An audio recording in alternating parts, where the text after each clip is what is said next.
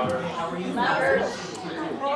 I'm not one to stand in front of crowds. Oh, yeah. I'm uncomfortable. Yeah. So I'm not going to stand here for very long. I just wanted to say thank you so much, first of all, to everybody who helped this morning and before this morning and this afternoon with all the sweet treats and all the decorations and just all the love that's been happening over the last 24 hours. It's amazing. It's not surprising because it's that guy right there who's crying.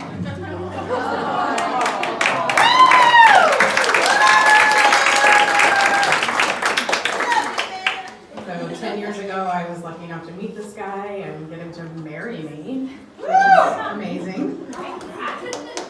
And now we celebrate his 50th birthday, where he was 40 when I first met him, almost.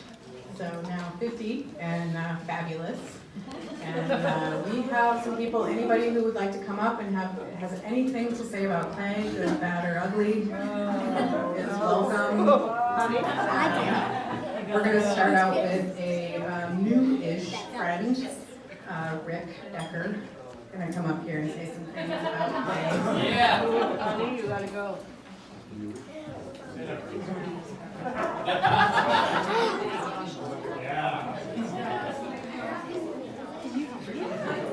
Oh, yeah. He's prepared something. Here. I don't want you to have anything thrown.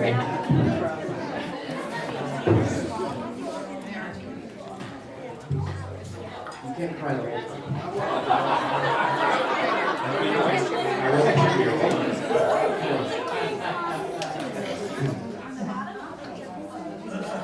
You good? All right, buckle up.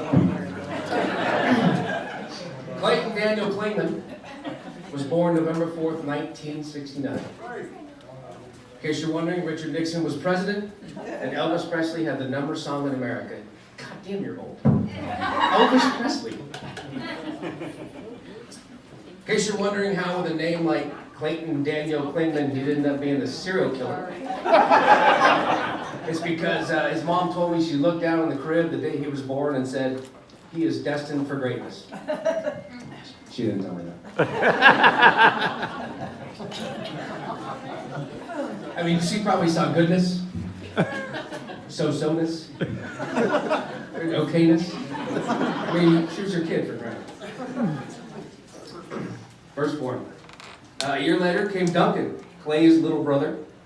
I never had the pleasure of meeting Duncan, but I'm told he was Clay's little brother in many, many ways. He was a little smarter, a little taller, a little better looking, faster, stronger, you get the picture. Better hair. As a young lad, Clay began his quest for academic prowess at Landell's Elementary School in Mountain View, where he was no doubt an honor student. Clay? Honor student? Mom? Yeah, Mom says no. I was with you. I just started going to pull your transcripts. Clay shared with me just yesterday that when he was a young lad at Landell's, one of the most fond memories from the time was he would spend time in the kitchen with him and Duncan and Mom, baking cookies and rocking out to John Denver. It's killing you because I know you for all this info. Two things I'm going to point out. First of all, it was his words was rocking out to John Denver. Second of all, take a moment and imagine little Clay, not much shorter than he is now, in the mean streets of the suburbs of Mountain View, singing, "Thank God I'm a country boy."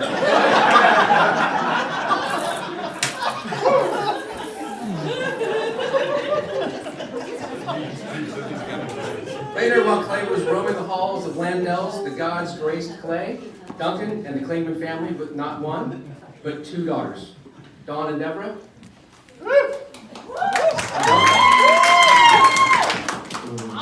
Clay was now big brother to a brother, 2 sisters, and he would spend the next several decades repeatedly asking that age-old question, dude, how are you related to those two girls?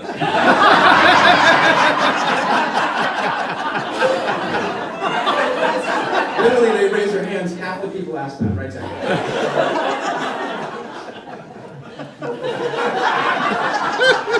You all right, buddy?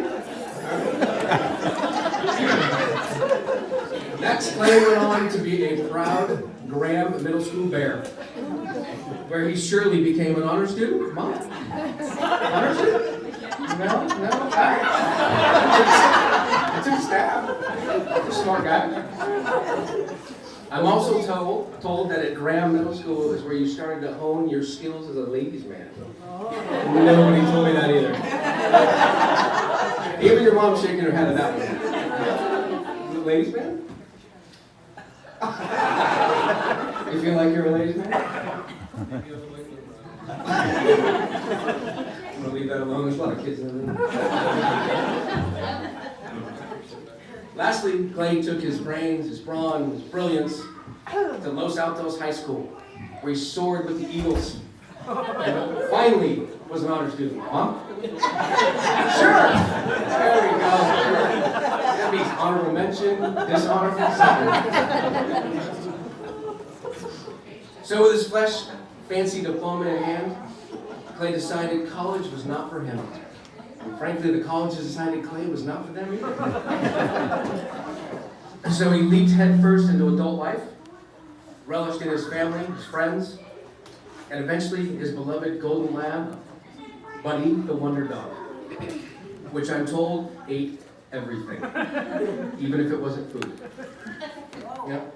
And in preparing for this, one of the cool stories I heard from one of Clay's best friend, Rich, was that they used to hunt pheasants with Buddy. You had to hunt pheasants at Buddy's pace. I don't know what that means. Buddy wasn't quite that wonder dog. In the afternoon, fair enough. Like you're way better than that. Yeah, if you've never had the pleasure to spend any time in the presence of Rich and Clay, highly recommend it. It is comedy gold. They're the best of friends. They finish each other's sentence. Kind of Brokeback Mountain-ish. They're on each other constantly. It's like Laurel and Hardy or Abbott and Costello, but there's no skinny guys, just two fat guys.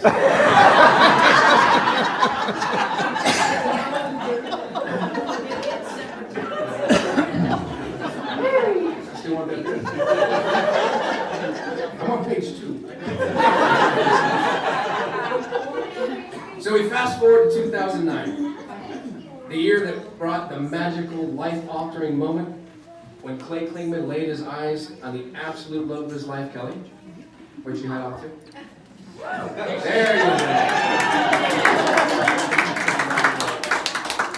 For Clay, it was love at first sight.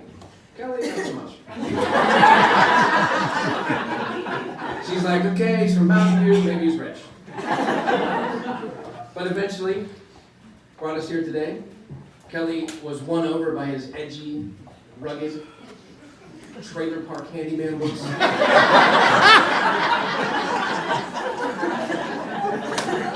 Rocking out to John Denver.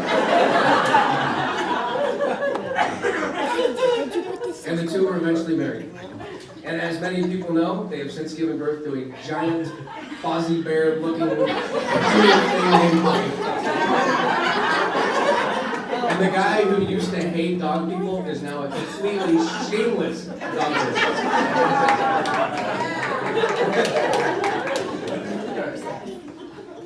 As you see in the room today, Clay has been blessed in his 50 years with an amazing wife, amazing family, a room full of wonderful friends, some of which we're happy to share a story or two. Prepare for today. Is that your cold? Okay.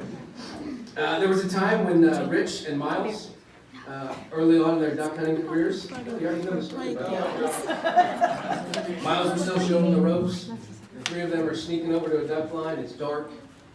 It's quiet. Just the buzzing of bugs in the background. Apparently Clay is terrified like a small child. Teeth chattering. And through a very scared voice he says, Miles? Do you ever get scared that someone's going to jump out and get you? And And Miles, in his also delicate response, says, "No, dumbass, I have a loaded shotgun."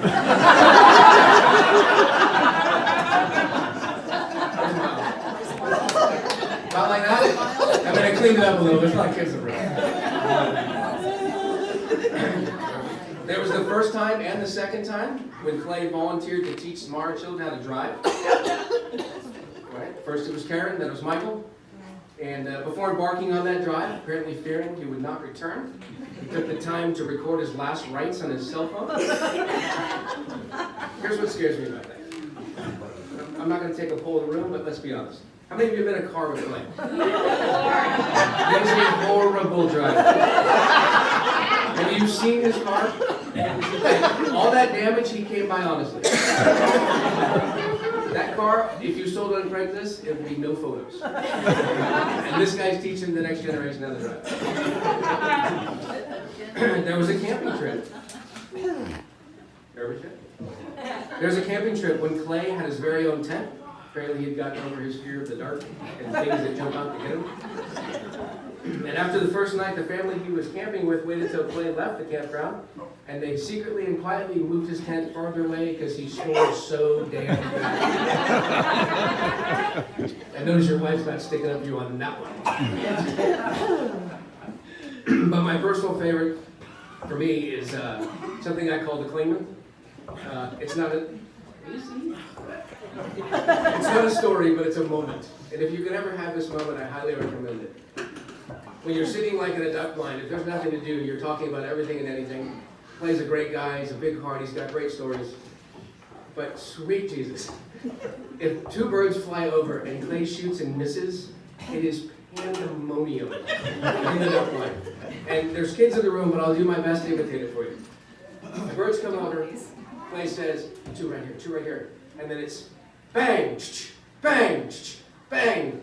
And suddenly he becomes the dad from Christmas Story. And this is where I gotta clean it up. It's like, oh, dude, son, I'm gonna quit. Why do I do this stupid? I'm going home. Why do I do this? Go! And then he sits down, and there's awkward silence. And it goes a little longer. And my back is to him, and I'm about to throw up and try not to laugh hard. And you go, Clay, what? Are you okay? No, I'm not okay! Is that not accurate? I don't even exaggerate that story. It's amazing. And then I text Rich and go, he just did it. It's awesome. All right. I've had enough fun with you. We're on to the topic. Clay, I have not known you long. Certainly not long enough. But I've known you long enough to know you are one of the most genuine and authentic people I've ever met in my life. I didn't get to be part of the first 50 years. I would like to be part of the next 50 years. I love that you've not just been part of my life, you're part of my kids' lives. I love you've been in the kitchen in the duck club cooking with my daughter. You've been on the range shooting with my son, which is hilarious because she can outshoot both of you. So I love listening to Duck Blind. You talk about your wife, your family, your love for hike, the mountains, the nature, the sunrise and sunset and beautiful views, and you love the Beth and Body Shop. How are you married to a woman? You're a beautiful woman. You are beautiful. But for me personally, yeah, very, very quickly you became one of my best friends. You're an amazing dude. Only wish I knew you longer, but I look forward to the next 50 years. So, cheers to Clay. Cheers.